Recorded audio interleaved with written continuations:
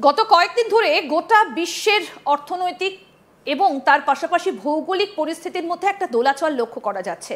কোন দেশ কার পাশে দাঁড়াচ্ছে, কে কার হয়ে কথা বলছে, কার প্রতিপক্ষকে, এই হিসেব নিকেশটা ভীষণভাবে বদলে গিয়েছে।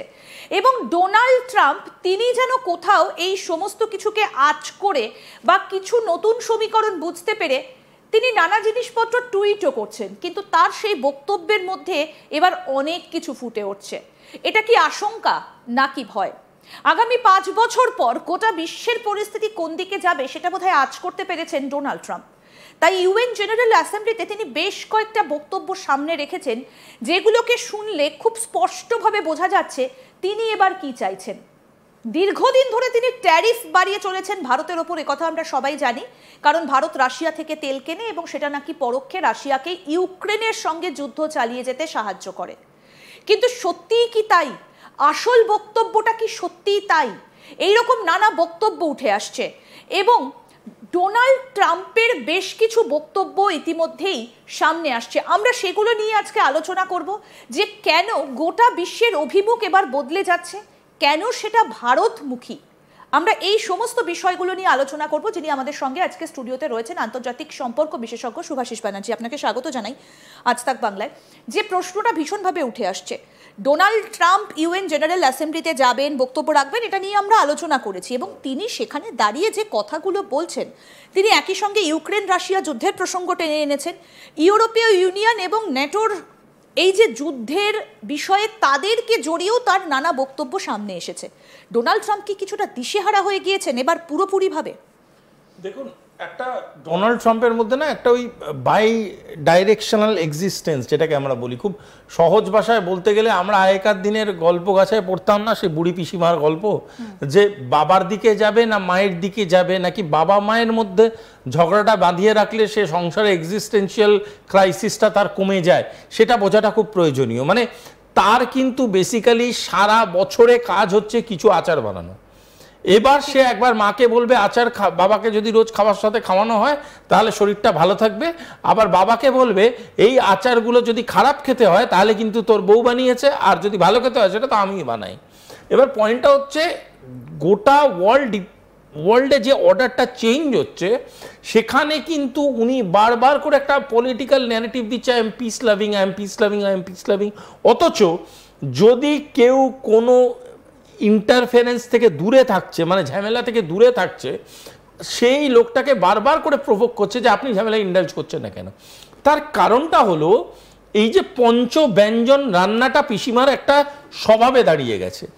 এবং তাতে কি, যদি কোনো দেশকে দেখে যে সেই দেশটা আস্তে আস্তে আস্তে আস্তে কনসেন্ট্রেট করছে টুয়ার্ডস পিস, সেটা কিন্তু তার কাছে খুব প্রবলেমেটিক। কেন problematic?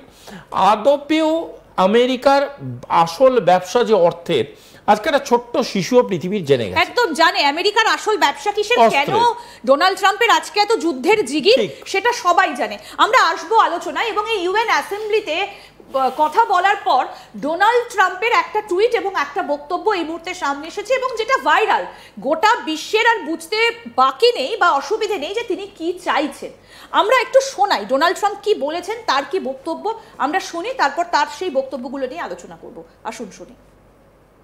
Cut off much Russian energy and Russian energy products, which, as you know, I found out about 2 weeks ago, and I wasn't happy.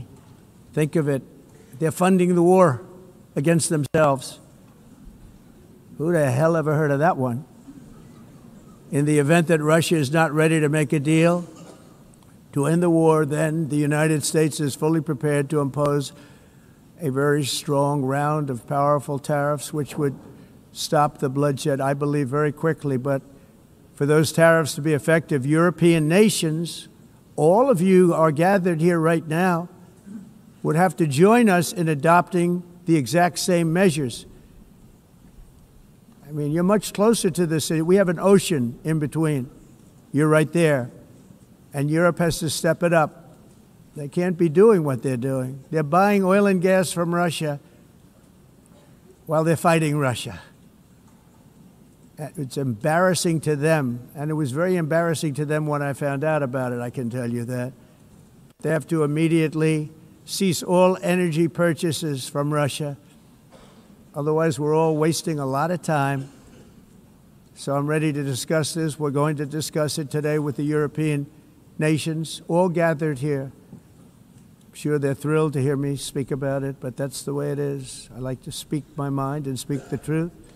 As we seek to reduce the threat of dangerous weapons today, I'm also calling on every nation to join us in ending the development of biological weapons once and for all. And biological is terrible, and nuclear is even beyond, and we include nuclear in that.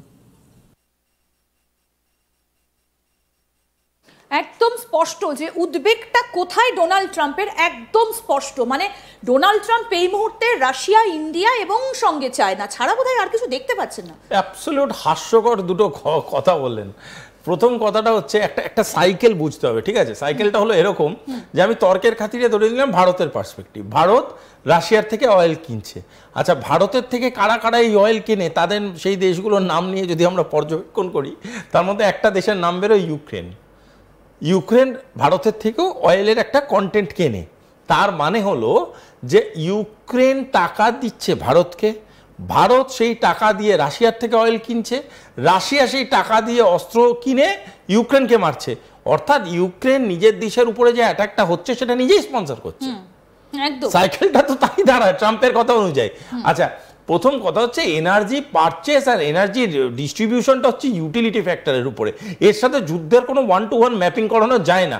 আর এরকম কোনো কথা নয় যে Russian অয়েলটাকে কেনা purchase করা বন্ধ করে দেওয়াটা শুধুমাত্র ভারত বা চায়নার পক্ষে প্রয়োজনীয়।